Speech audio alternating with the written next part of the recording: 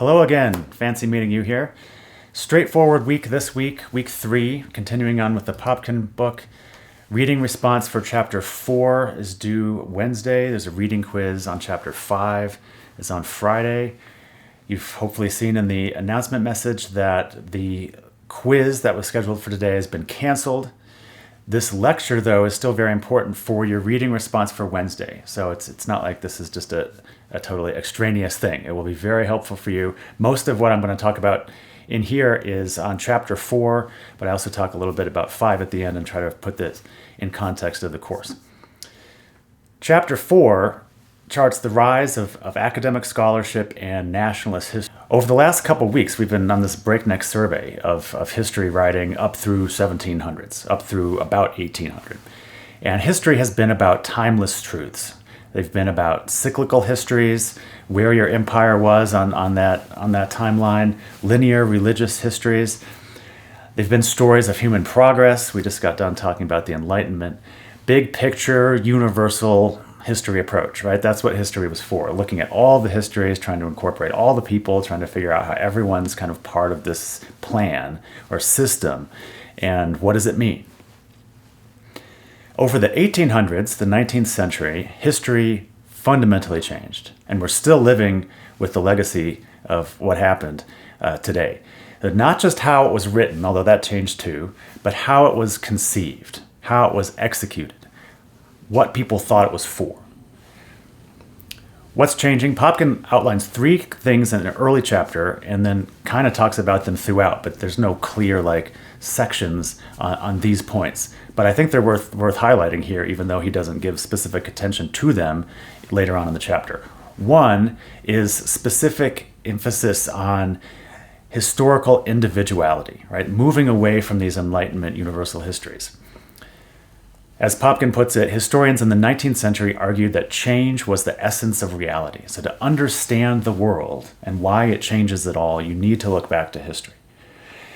But you can't have one history for everybody because each society needs to be understood in its own terms because it has its own unique individuality. Every group of people have their own history that shows why they changed, and you can't apply necessarily what you learn about history from one group to another group. It seems obvious to us now, but that was revolutionary in the 19th century, right? The idea that every group really is unique as opposed to humans following the same kind of plan, whether it's a divine plan or whether it's an Enlightenment trajectory or whatever. History writing should favor the individual over the general. That was one of the main changes we see in the 19th century. So the general historical laws that Enlightenment historians tried to identify and did identify according to their own view of the world and what history was for them, was no longer seen as a useful kind of history. Number 2, research methods fundamentally changed. I'll say a lot about that in a second, so I'll just leave it at that for now. 3, history as a story of nation states. Historians begin to focus on communities of people defined by kind of arbitrary political boundaries with a distinctive identity and destiny. So now we say, we are these people, we are this nation, we are together. Our history is the same and our future is the same. And this is a very different way of thinking about what history is and who is it about and what is it for.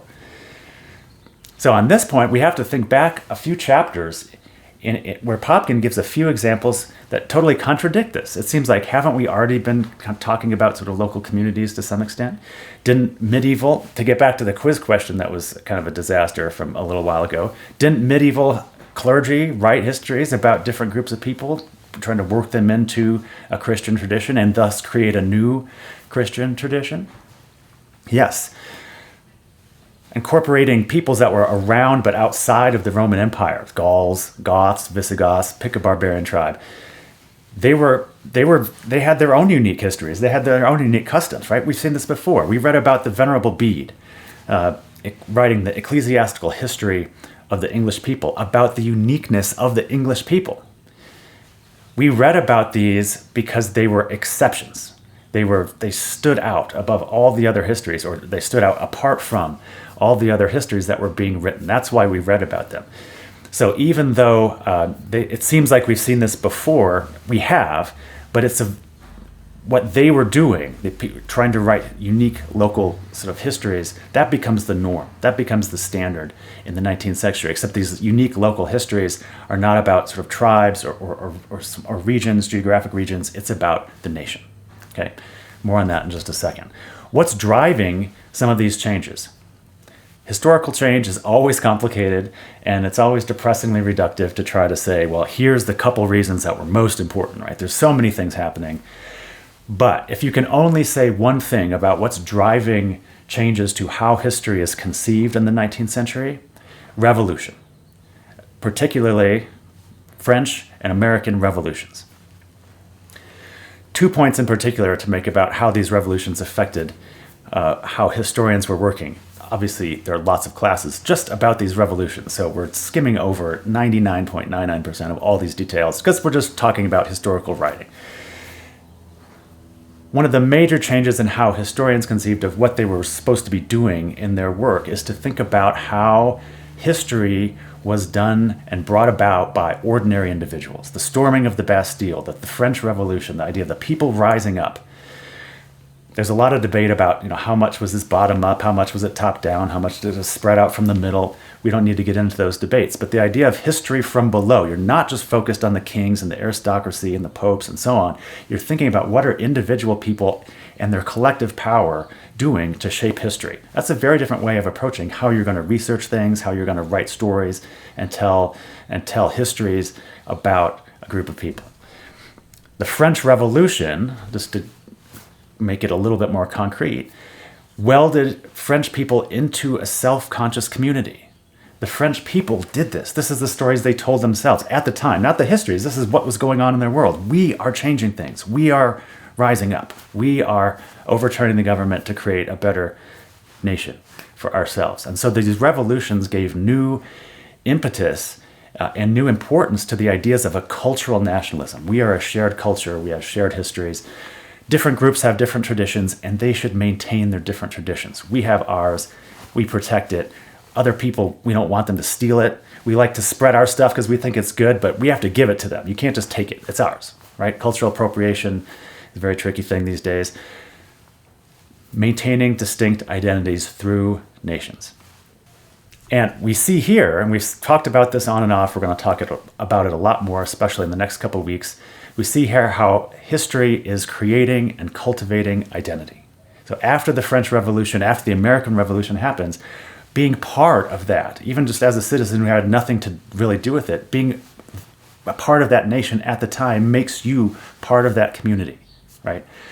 One of the most famous and useful analysis of nationalism comes from a scholar named Benedict Anderson in a book called Imagined Community.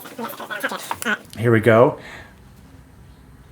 1983, this was published, and this basically launched the idea of nationalism as a field of study. And so he's trying to understand how it happens. And just to read a phrase off the back of the book here, he's looking at sort of the processes that create these imagined communities. Territorialization of religious faiths, which we've seen a little bit. Decline of antique kinship, we saw a little bit of that in the medieval period. The interaction between capitalism and print. The development of secular languages of state, we haven't talked about that and we're not going to. Changing conceptions of time and space, definitely talked about that.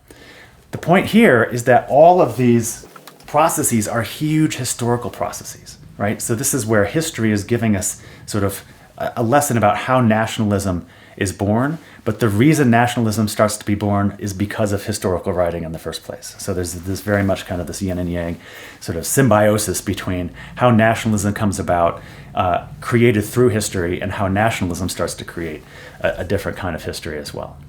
We also see in chapter 4 a section, pages 77 through 79, about the romanticization of history. So we start to see historical fiction. Sir Walter Scott is the example we get here, 1770s through 1830s, so he straddles 1800, writing historical fiction, which is very rare at the time. Historical paintings, neoclassicism was in full swing, these giant historical paintings, you've seen these at any major museum. Architecture, neoclassical architecture. There's this physical representation to the past that sort of kindles an interest in the past. But what neoclassicist painters and what historical fiction was often doing was creating this very romanticized part of the romantic, cultural movement. So not surprised, that very mythologized version of the past. We have to sort of see that that's happening. We're not going to talk about it in detail. I want to highlight it though, because it's kind of the backdrop or the basis for what becomes the professional view of history in the mid-1800s. What's the professionalization of history? What's going on? The process is very important because the core tenets that were developed for what history is as a discipline and how it guides historians and what they're doing, those things formulated in the middle to the late 19th century, they're still core to the history discipline today. Not everything. Some things have clearly changed in very different directions. But a lot of the core ideas of how historians work, how do they make history, are the same. So we're still living in the legacy of these sort of 19th century revolutions in history. The central figure here, as you'll see, is Leopold von Ranke. And his contribution was to emphasize the importance of original historical documents for historical research. He wanted to find new stuff. This is every history graduate student's dream, is you go to the archive and you find these new documents that no one's ever seen before, and you can change the way people think about history forever. That's everyone wants to do that. Sounds great. It's like the donation of Constantine that we read about Lorenzo Valla, the Renaissance humanist, proving it was false. Right, that's a big deal. Right, that's like the gold standard for history graduate student dreams, is that you can prove something's totally wrong that we all thought was true. Never happens. But the idea that you're finding historical documents and then objectively reporting about them, obviously key to what historians do today. And this was central to what Ranke was trying to do in professionalizing history. Critical reading and footnotes, citations. He's one of the first people to be combining these things. So we saw critical reading, source criticism in the Renaissance, the main contribution of Renaissance humanists. I just talked about it in the other video. He's kind of adopting or adapting that to historical scholarships. Historians aren't trying to just find original versions of stuff. Usually there's only one thing in the archive they're dealing with anyway. But they're trying to understand it in a historical context. They're trying to understand how do they read this? What's true? What's false about it? So it's a different kind of source criticism, but the idea that you have to think very critically about what you're reading and how to make sense of it is key to what's going on in history. And that was not the case in Enlightenment historians or medieval histories or Herodotus and Thucydides and Livy and all the different kinds of histories we've seen.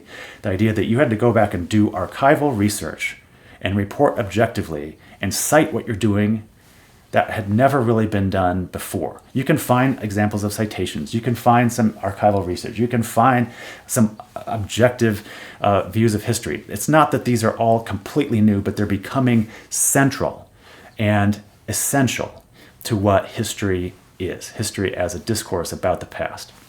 Another key tenet that Ranke emphasized is to not judge the past, but report on it, because each age has its own set of values that change over time. So it's not fair for us as historians looking at people to be constantly criticizing and judge them, which the Enlightenment historians loved to do.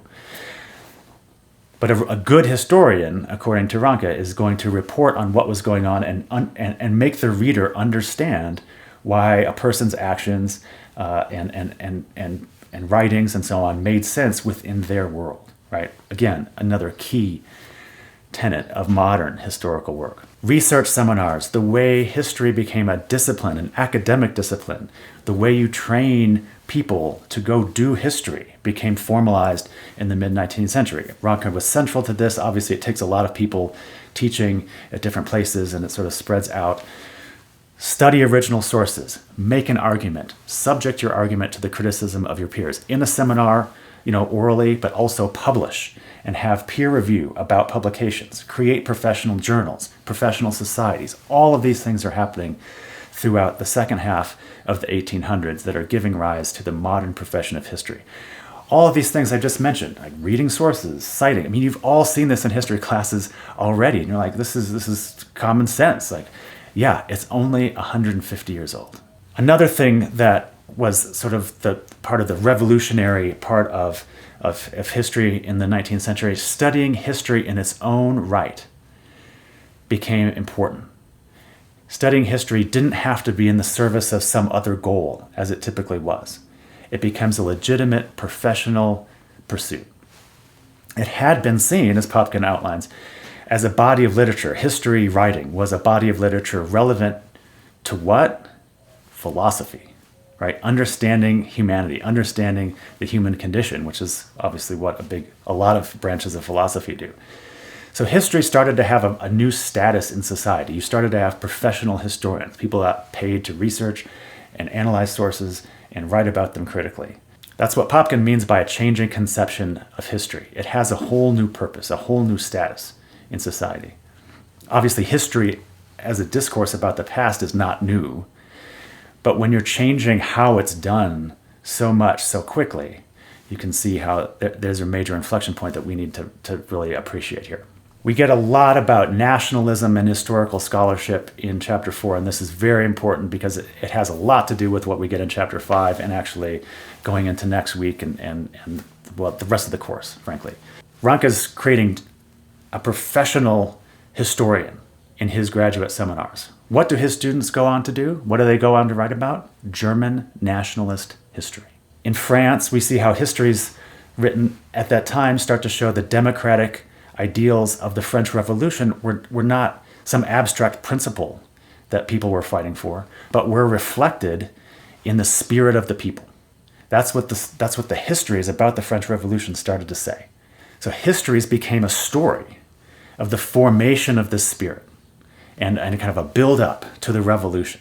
That's what the history started to show, right? That's very much cultivating this idea of Frenchness, of French culture, of French identity, of French nation.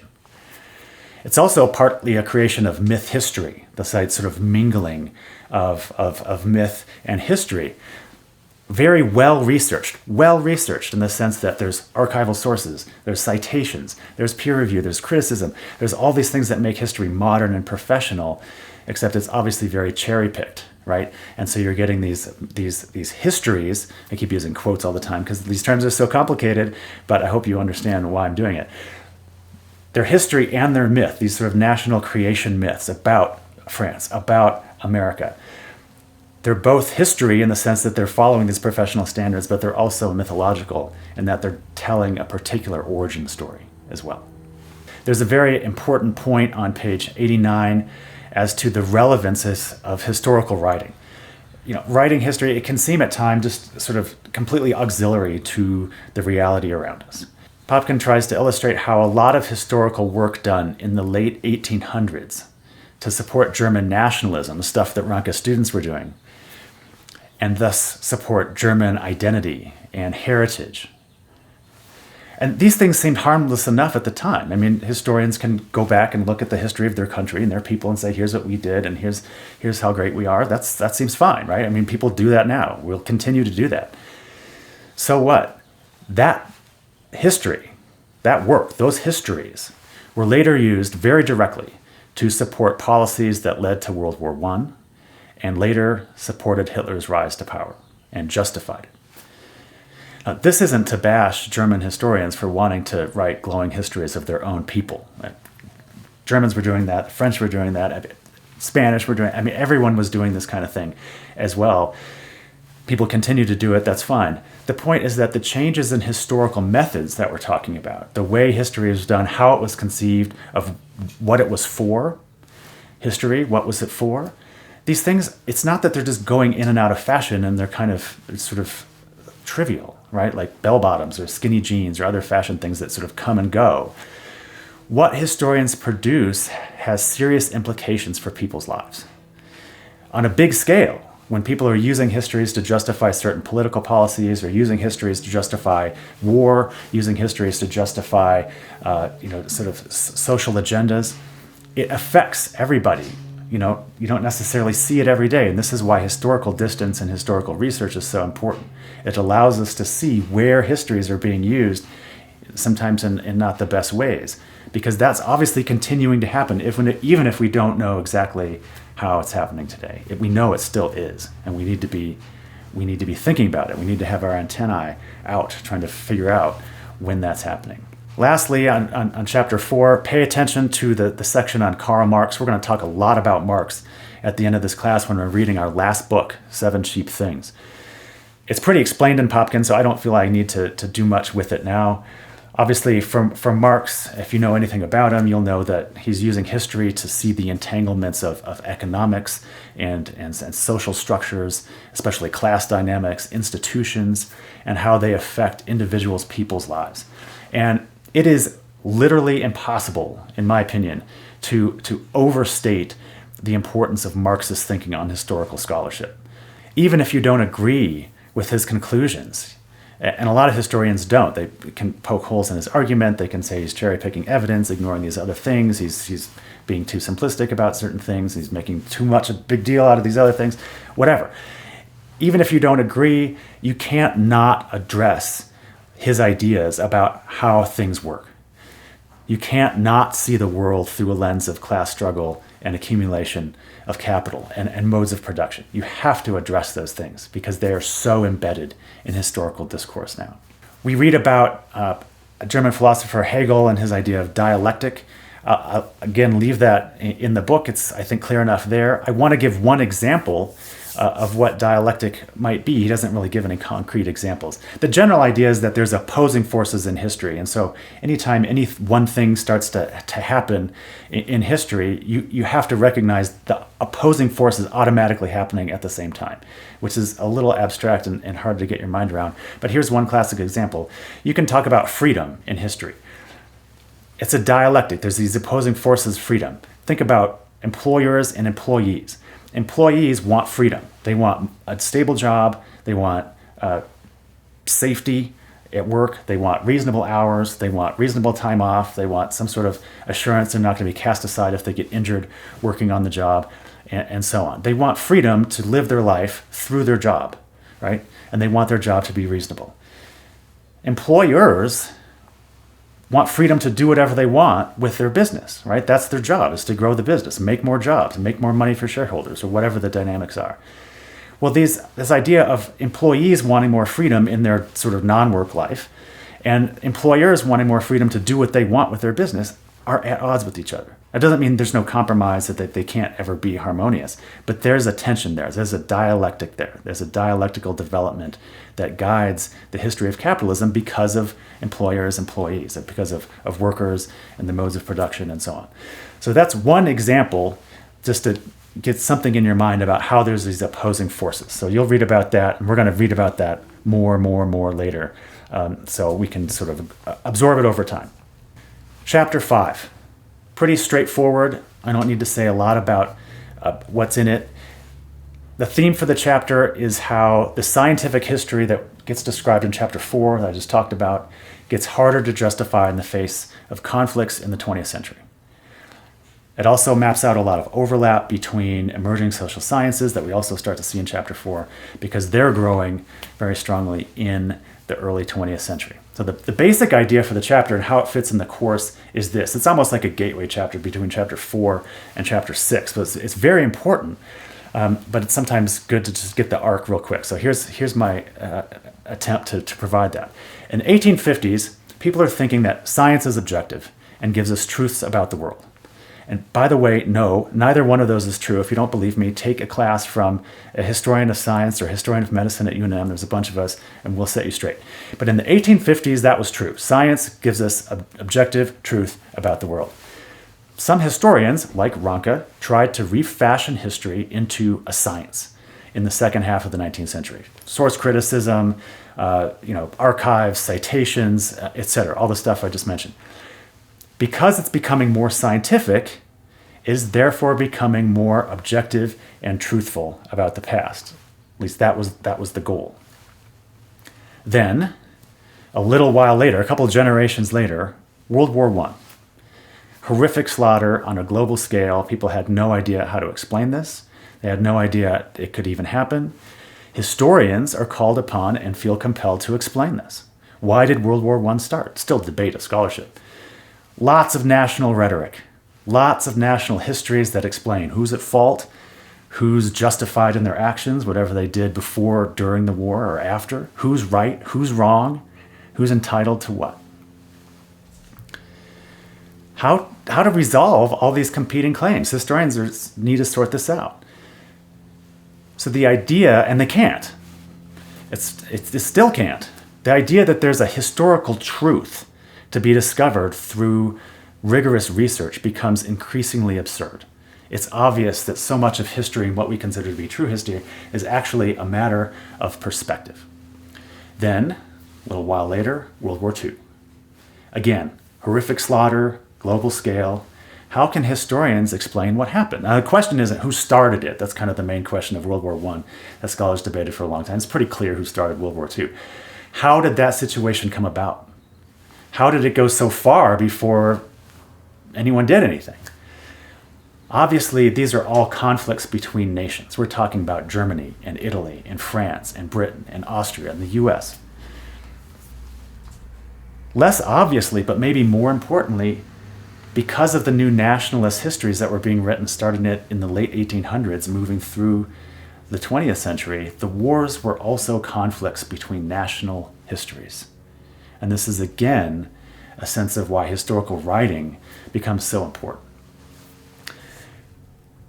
So all of these conflicts put the idea of a scientific, objective truth behind history in crisis.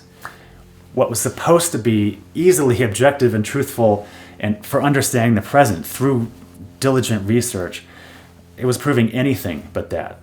So historians, as a result of these wars, develop new methods. They start looking at new sources. They start thinking about historical voices and who's being left out. They start writing in different styles. We see micro-histories and macro-histories, incorporating economics and social sciences. Historians in the early 20th century, after World War I and after World War II, we see it again, start doing things very differently than had been done in the earlier efforts to professionalize history in the mid-1800s. There's a lot of classic histories that grow out of the crisis of confidence and utility in history after World War I and again after World War II. But when you look at sort of the history of the century, the 20th century, and how history changed, you see that these changes that we'll read about in chapter 5 are kind of laying the groundwork for when the train flies off the rails in the 1960s, late 60s and 70s, and history becomes sort of revolutionized again. And we'll get to that next week. Talk to you later.